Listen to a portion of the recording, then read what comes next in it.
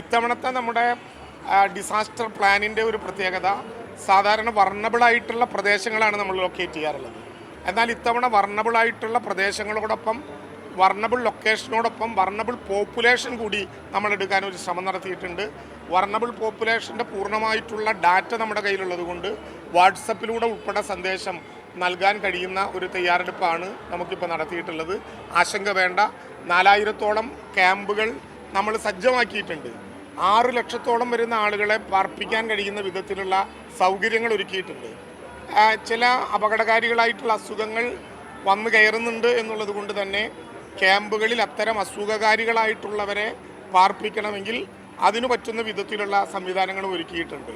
മൃഗങ്ങൾക്കും പെറ്റനിമൽസിനും കൂടി ക്യാമ്പുകളോട് ചേർന്ന് മറ്റൊരിടത്ത് സൗകര്യം ഒരുക്കാനുള്ള നിർദ്ദേശം കൊടുത്തിട്ടുണ്ട്. ഇപ്പോൾ നമ്മുടെ സംസ്ഥാനത്ത് 16 ക്യാമ്പുകളേ ഉള്ളൂ. 16 ക്യാമ്പുകളിലായി 457 ആളുകൾ മാത്രമാണ് ഇപ്പോൾ ക്യാമ്പുകളിൽ ഉള്ളത്. പക്ഷേ 29-30 തീയതികളിൽ ചിലപ്പോൾ ചിലയിടങ്ങളിൽ ആൻറ്റിസിപ്പേറ്ററി ആയിട്ടുള്ള മാറ്റം കൂടി എവാക്വേഷൻ കൂടി വേണ്ടി വന്നാൽ അതുകൂടി ചെയ്യാൻ ഇത്തരം ഒരു കാറ്റും മഴയും വരുന്ന സാഹചര്യത്തിൽ ഒരു ആൻറ്റിസിപ്പേറ്റഡ് ഇവോക്കേഷൻ ആവശ്യമായി വന്നാൽ അങ്ങനെയുള്ള നടപടിക്രമങ്ങൾ കൂടി എടുക്കണം എന്ന പൊതുവായിട്ടുള്ള നിർദ്ദേശം കൊടുത്തിട്ടുണ്ട്. സജ്ജമാണ് സംസ്ഥാനമാകെ.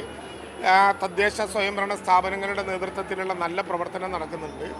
മഴക്കാലമായതുകൊണ്ട് തന്നെ അപേക്ഷ നൽകിയിട്ടുള്ള അപകടകാരികളായിട്ടുള്ള മരങ്ങൾ മുറിക്കുന്നതിന് 25-നകം സബ് കളക്ടർമാരുടെയും RDO ഓഫീസുമാരുടെയും ORD ഓഫീസുകളിലുമുള്ള അപേക്ഷകളിൽ തീർപ്പ് കൽപ്പിക്കണം എന്ന് നിർദ്ദേശിച്ചിട്ടുണ്ട്. അതിനു പുറമെ പഞ്ചായത്തി രാജ് ആക്ടിൻ്റെ സെക്ഷൻ 238 ഉപയോഗിച്ചുകൊണ്ട് അത്തരമൊരു അപേക്ഷ പഞ്ചായത്തിൻ്റെ മുമ്പിൽ വന്നാൽ വീണ്ടും അത് സബ് കളക്ടറുടെ മുമ്പിലേക്കോ റവന്യൂ അധികാരികളുടെ മുമ്പിലേക്കോ വരാതെ തന്നെ ദുരന്ത നിവാരണത്തിൻ്റെ പ്രത്യേക സാഹചര്യം പരിഗണിച്ചുകൊണ്ട് ചില്ലകർ ഇളക്കാനും അപകടം ഒഴിവാക്കാനും വേണ്ടിയിട്ടുള്ള നല്ല ശ്രദ്ധയുണ്ടാകണം എന്ന് പറഞ്ഞിട്ടുണ്ട്. ഇപ്പോൾ ഏറ്റവും കൂടുതൽ നഷ്ടമുണ്ടായിട്ടുള്ള വകുപ്പ് ഇലക്ട്രിസിറ്റിയാണ്. സ്വാഭാവികമായിട്ടും മരങ്ങൾ വീണതും അതുമായി ബന്ധപ്പെട്ട പ്രശ്നങ്ങളും കാരണം ഇലക്ട്രിസിറ്റി വൈദ്യുതി തന്നെ വിച്ഛേദിക്കപ്പെടുന്ന സ്ഥിതിവിശേഷം ചിലയിടങ്ങളിൽ ഉണ്ടായിട്ടുണ്ട്. അതിവേഗം അതിനെ മറികടക്കാൻ 24 മണിക്കൂറും പ്രവർത്തിക്കുന്ന വിധത്തിൽ ഇലക്ട്രിസിറ്റിയുടെ സംവിധാനങ്ങളെ സജ്ജവുമാണ്. ഇതാണ് ഈ ഘട്ടത്തിൽ അറിയിക്കാനുള്ള പ്രധാനപ്പെട്ട കാര്യം.